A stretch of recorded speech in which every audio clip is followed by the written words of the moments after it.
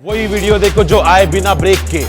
अभी डाउनलोड करें तक ऐप। लेकिन कोरोना का कहर अब भी कम नहीं हुआ है। 24 घंटे में कोरोना के 18,000 से ज्यादा मामले सामने आए हैं। पहली बार एक दिन में 500 से ज्यादा मरीजों को जान गंवानी पड़ी है। कोरोना के कुल मामले 5,83,000 के पार पहुंच गए हैं, जिनमें से ठीक होने वाले मरीजों की संख्या 3,47,000 से ज्यादा है, जबकि 17,400 मरीजों की अब तक मौत हो चुकी है। पिछले 24 घंटे के आंकड़ों की अगर बात कर ले तो कुल मामले 18,653 है। ठीक होने वाले मरीजों की संख्या 13,157 है, जबकि मौत का आंकड़ा 507 है।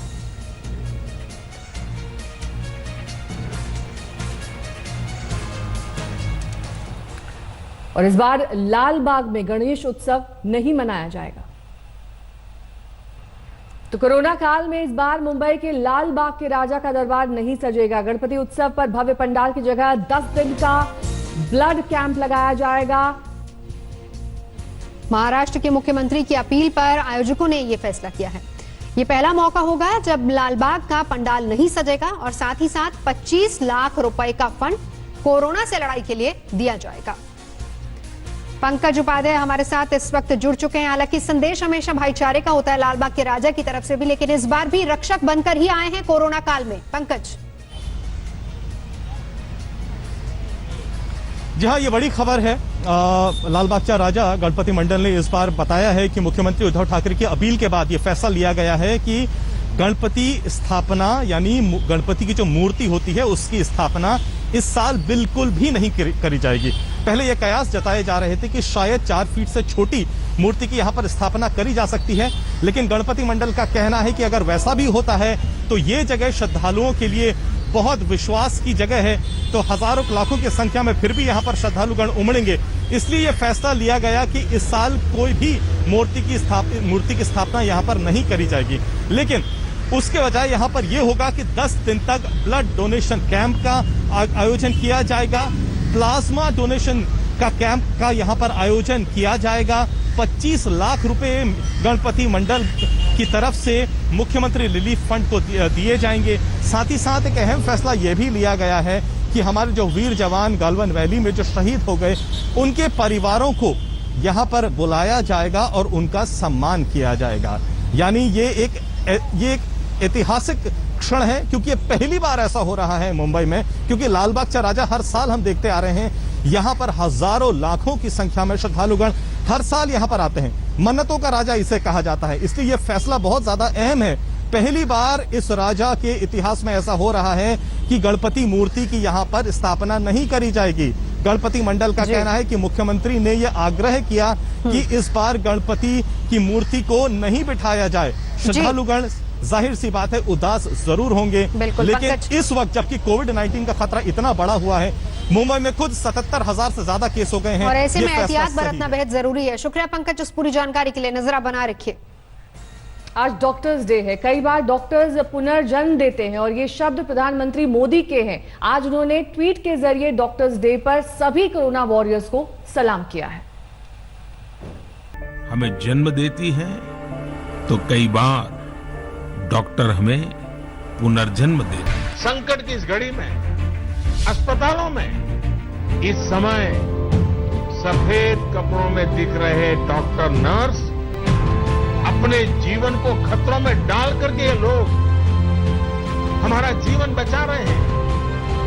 डॉक्टर जिंदगी बचाते हैं और हम उनका ऋण कभी नहीं उतार सकते।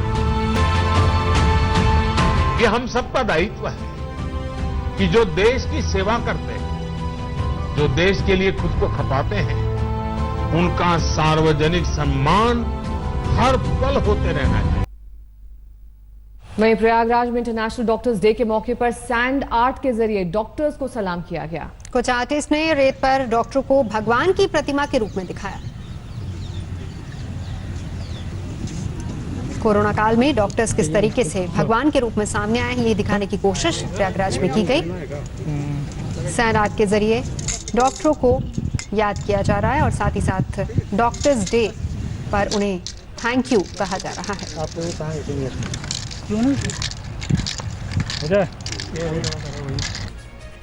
तो एक तरफ चीन है, दूसरी तरफ पाकिस्तान। ये दोनों पड़ोसी भारत के खिलाफ नई साजिश रच रहे हैं। एलएसी पर चीन की सेना तो इतनी बेदम हो गई है कि वो अब आतंकियों की आड़ ले रहा है।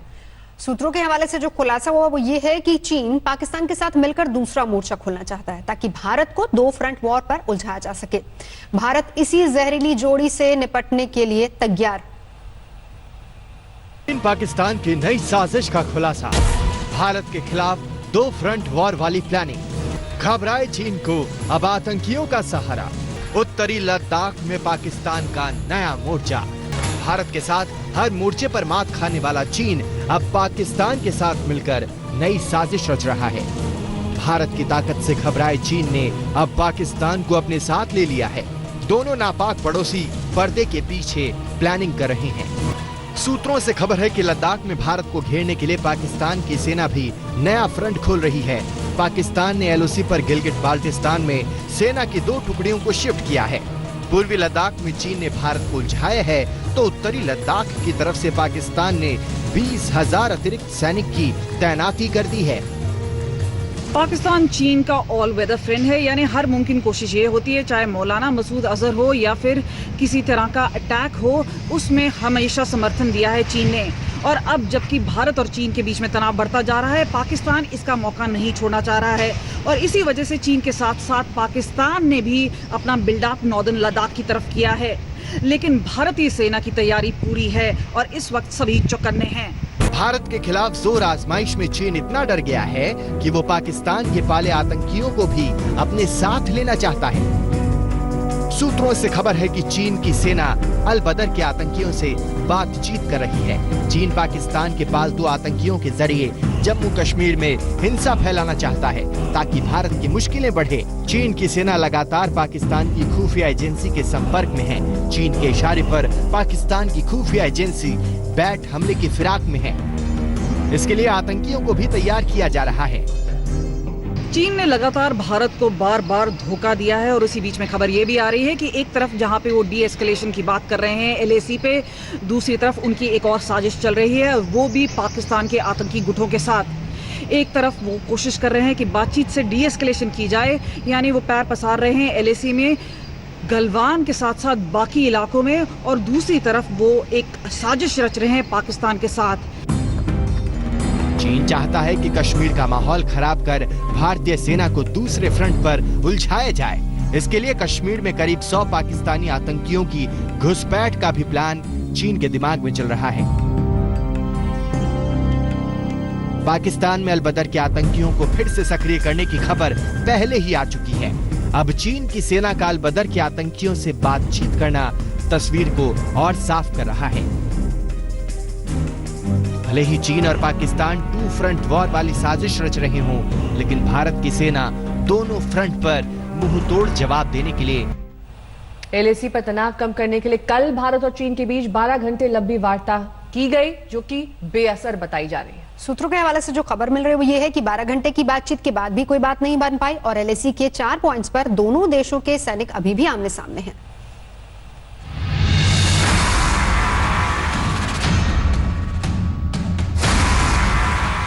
12 घंटे लंबी बातचीत, बेनतीजा रही सैन्य कमांडरों की बातचीत।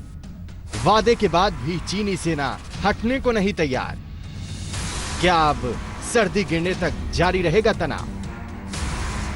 भारत और चीन के सैन्य कमांडरों के बीच 12 घंटे से भी लंबी चली मैराथन बातचीत के नतीजे को लेकर हालांकि अब तक कोई आधिकारिक बयान तो सामने नहीं आया है, लेकिन आज तक को सूत्रों से मिली जानकारी के मुताबिक सैनिक पीछे हटने की प्रक्रिया को लेकर इस बातचीत में कोई ठोस नतीजा सामने नहीं आया। आज तक को सूत्रों से मिली जानकारी के मुताबिक इस बातचीत का मुख्य फोकस पैंगोंग त्सो का फिंगर 4 इलाका था। इस वार्ता से 3 चीजें उभर कर सामने आई। पहला, सैनिकों के पीछे हटने की प्रक्रिया कैसे शुरू हो, इस पर कोई सहमति नहीं बन पाई। दूसरा, दोनों पक्षों ने अपने सैनिक पीछे हटाने को लेकर बातें तो काफी की, लेकिन आपसी सहमति नहीं बन पाई। तीसरा, पेट्रोल पॉइंट 14 समेत कुछ इलाकों से दोनों तरफ से सैनिक पीछे हटे थे, लेकिन वो सिर्फ सांकेतिक ही साबित हुआ। ऐसे में जब करीब 12 घंटे लंबी बातचीत का कोई ठोस नतीजा नहीं निकल पाया, उम्मीद जताई जा रही है कि आने वाली सर्दी ही इस तनाव को ठंडा कर सकती है। क्योंकि इस इलाके में सर्दी में सैनिकों के लिए पेट्रोलिंग मुश्किल हो जाएगी और सैनिकों को मजबूरी में अपने ठिकानों पर लौटना होगा। तब तक इस तरह की बातचीत जारी रहने की उम्मीद है ताकि हालात और खराब ना हों। आज तक कुछ सूत्रों से मिली जानकारी के मुताबिक सैनिक हटाना तो दूर, उल्टे चीनी तरफ एलएसी पर पिछले 72 घंटों में सैनिकों का जमावड़ा और बढ़ा है। चीन ने अपने और सैनिक वहां तैनात कर लिए हैं। सैनिकों के हटने के कोई निशान नहीं दिख रहे, खासकर पैंगोंग त्सो और हॉट स्प्रिंग्स इलाकों में। इन इलाकों में भारत भी मजबूती से डटा है। जिस तरह से दोनों तरफ से सैनिकों का जमावड़ा बढ़ा है, वो आपसी भरोसे की कमी साफ दिखलाता है। वैसे भी चीन पर भरोसा करना काफी मुश्किल है। चीन की एक हमेशा से खासियत रही है और खासियत ये रही है कि वो हमेशा अपने क्लेम लाइन को आगे बढ़ा चढ़ाकर बताता है। उनके प्रधानमंत्री ने 59 में हमारे प्रधानमंत्री को एक नक्शा दिया था जो तकरीबन इतना बड़ा था और इस नक्शे के ऊपर उन्होंने अपनी क्लेम लाइन मार्क कर रखी थी कि ये हमारी क्लेम लाइन है। अब इस नक्शे को अगर आप जमीन पर उतारने का प्रयत्न करेंगे तो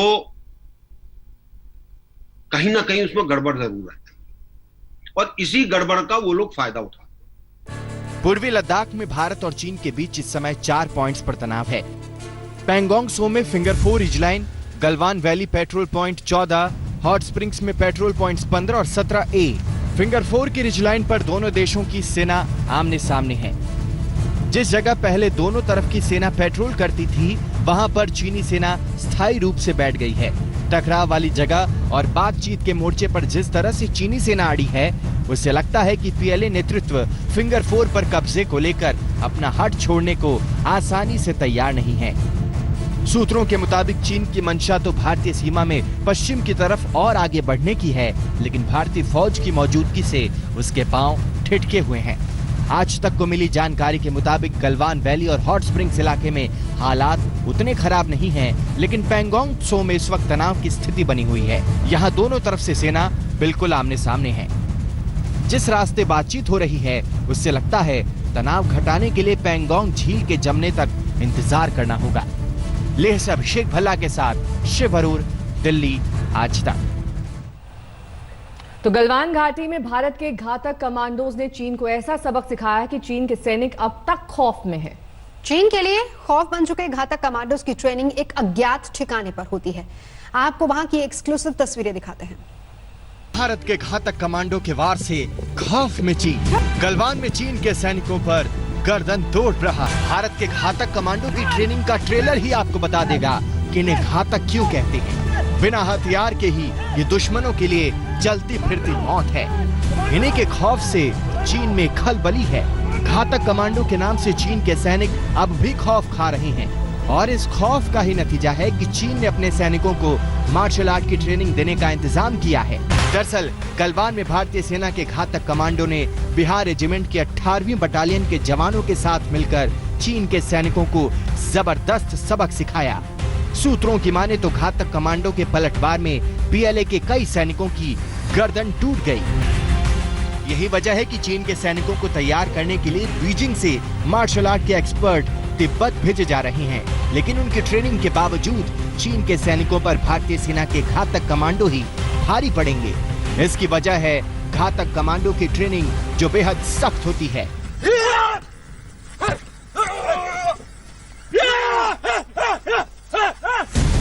आज तक ने एक अज्ञात ठिकाने पर उनके ट्रेनिंग कैंप में एक दिन बिताया, जहां घातक कमांडो को बिना हथियार की लड़ाई के लिए तैयार किया जाता है।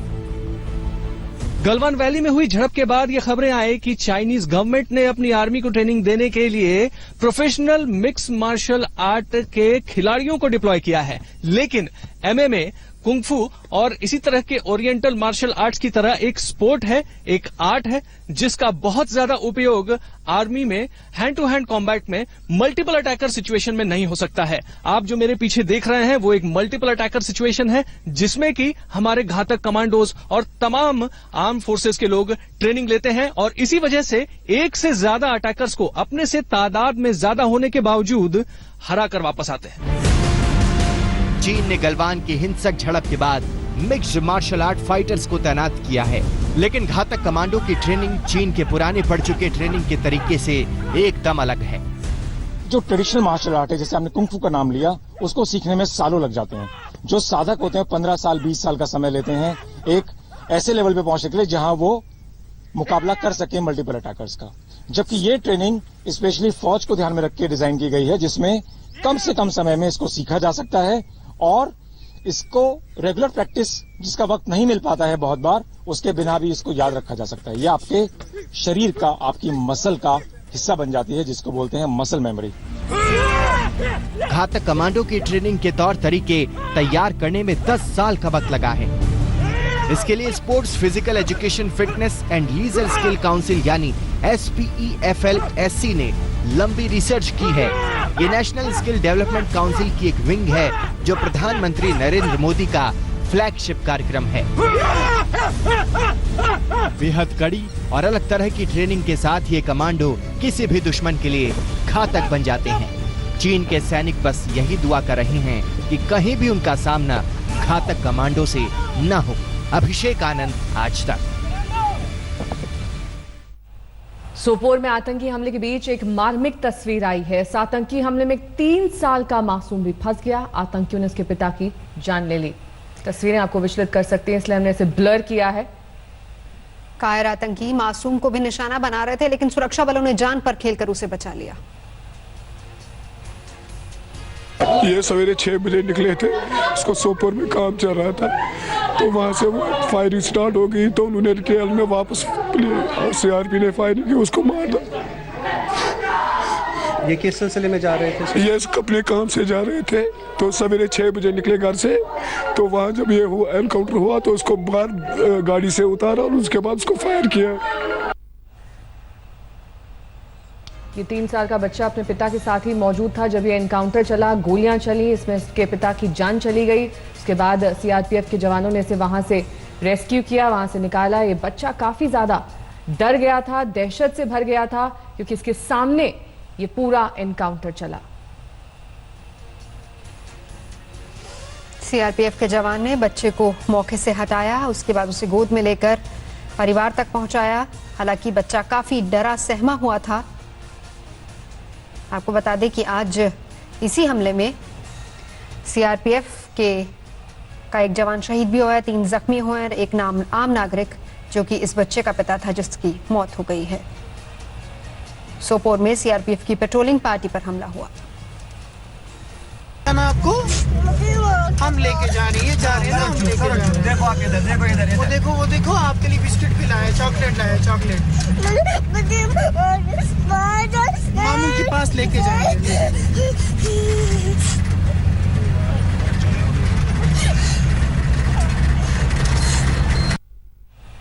नमस्कार, मैं हूं अंजना ओम कश्यप। हमें उम्मीद है ये वीडियो आपको पसंद आया होगा। लेटेस्ट खबरों के लिए यूं ही देखते रहिए आज तक, और इस वीडियो के पसंद आने पर लाइक, शेयर एंड सब्सक्राइब करना ना भूलें।